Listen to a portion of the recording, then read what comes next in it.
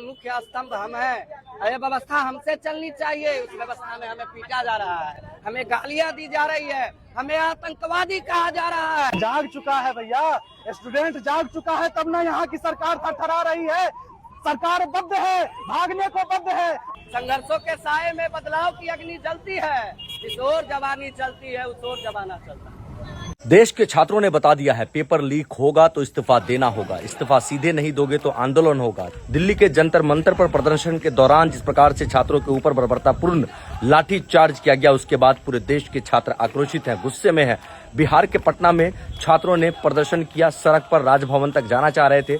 Bihar police उसे रोकने का प्रयास की, लेकिन लगातार छात्र आगे बढ़ते रहे। पुलिस बिना कोई सोचे समझे छात्रों को लाठी मारना शुरू कर दिया। मधुबनी में भी इसका असर देखने को मिला। मधुबनी में भी धर्मेंद्र प्रधान के इस्तीफे को लेकर छात्र सड़कों पर उतरे और धर्मेंद्र प्रधान के इस्तीफे की मांग के लिए अपना नारा बुलंद किया। बताते चले कि नीट पेपर लीक के बाद 20 छात्रों ने अपनी जान दी थी और उस छात्रों को न्याय दिलाने के लिए नीट पेपर लीक ही नहीं बल्कि पिछले 12 सालों में लगभग 100 से ज्यादा पेपर लीक हुए एग्जाम के। उन सभी मांगों को लेकर स्टूडेंट्स की मांग थी कि धर्मेंद्र प्रधान शिक्षा मंत्री इस्तीफा दे, लेकिन शिक्षा मंत्री की ऐसी क्या मजबूरी है कि वो इस्तीफा नहीं देना चाह रहे हैं। एक जमाना था जब रेलवे का हादसा होता था या पेपर लीक होता था तो मंत्री नैतिक जिम्मेदारी लेते हुए इस्तीफा दे देते थे, लेकिन सरकार की आखिर क्या मजबूरी है कि सरकार के मंत्री नैतिक जिम्मेदारी लेने का दायित्व भी नहीं निभाते हैं कि छात्र अब सड़कों पर हैं। जिस प्रकार से पिछले 3 दिनों से बवाल देखने को मिल रहा है देश में, अगर अब सरकार अपनी जिम्मेदारी नहीं लेते हैं और शिक्षा मंत्री इस्तीफा नहीं देते हैं तो आने वाले दिनों में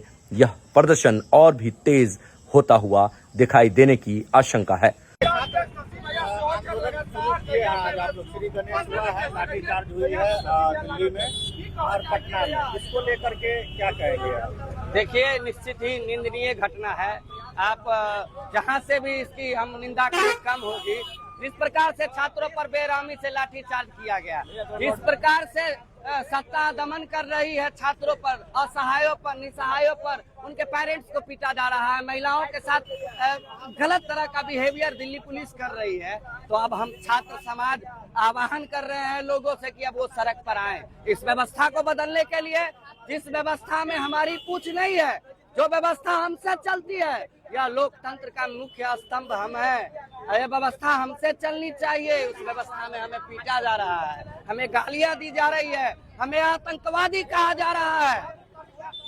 ये तो अब नंबर आया है मुसलमान के बाद, किसान के बाद स्टूडेंट का। तो बशीर बद्र साहब का शायद एक शेर है कि लगेंगे आग तो जलेंगे सभी के घर।